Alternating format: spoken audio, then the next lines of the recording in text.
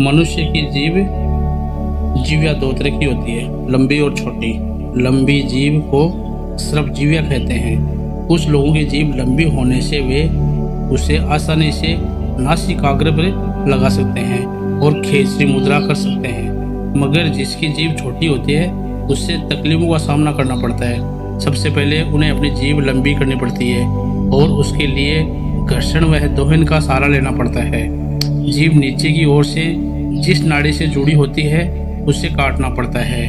खेचरी मुद्रा को सिद्ध करने एवं अमृत के श्राव हेतु आवश्यक उद्दीपन में कुछ वर्ष भी लग सकते हैं। यह व्यक्ति की योग्यता पर निर्भर करता है। योग में कुछ मुद्राएं ऐसी हैं जिन्हें सिर्फ योगी ही करते हैं, सामान्य जनों को इन्हें नहीं करना चाहिए।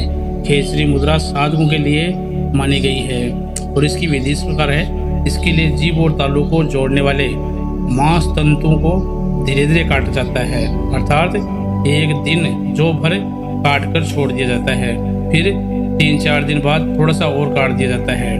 इस प्रकार थोड़ा थोड़ा काटने से उस स्थान की रक्त शिराएं अपना स्थान भीतर की तरफ बनाती जाती है। जीभ को काटने के साथ ही प्रतिदिन धीरे धीरे बाहर की तरफ खींचने का अभ्यास किया जाता है। इसका अभ्यास करने से कुछ महीने में जीभ इतनी लंबी हो जाती है कि यदि उसे ऊपर की तरफ लौटा या उल्टा करने दिया जाए तो वह श्वास जाने वाली छेदों को भीतर से बंद कर देती है। इससे समाधि के समय श्वास का आना जाना पूर्णतः रोक दिया जाता है और इसके लाभ इस प्रकार है। इस मुद्रा से प्राणायाम को सिद्ध करने और समाधि लगाने में विशेष सहायता मिलती है। साधारणतः साधु के लिए मुद्रा बहुत ही लाभदायक मानी जाती है। निरंतर अभ्यास करते रहने से जीभ जब लंबी हो जाती है तब उसे नासिका ग्रंथों में प्रवेश कराया जा सकता है। इस प्रकार ध्यान लगाने से कपाल मार्ग एवं बिंदु विषग्रम से संबंधित कुछ ग्रंथियों में उद्दीपन होता है, जिसके परिणाम स्वरूप अमृत का स्राव आरंभ होता है। उसी अमृत का स्राव होते वक्त एक विशेष प्रकार का आध्यात्मिक अनुभव होता है। इस अनुभव से सिद्धि और समाधि में तेजी से प्रगति होती है।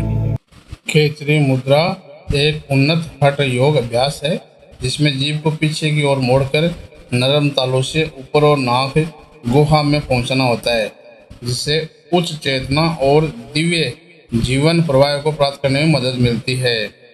और खेचरी मुद्रा का अर्थ है आकाश में घूमना और अभ्यास इस प्रकार है। जीभ को पीछे की ओर मोड़कर नरम तालू से ऊपर और नाक गुहा में पहुंचना होता है और इसके लाभ है यह अभ्यास योगी को चेतना के उच्च स्तर तक पहुंचाने में सहायक होता है। यह अभ्यास शरीर को स्वस्थ रखने और भूख प्यास पर नियंत्रण करने में मदद करता है।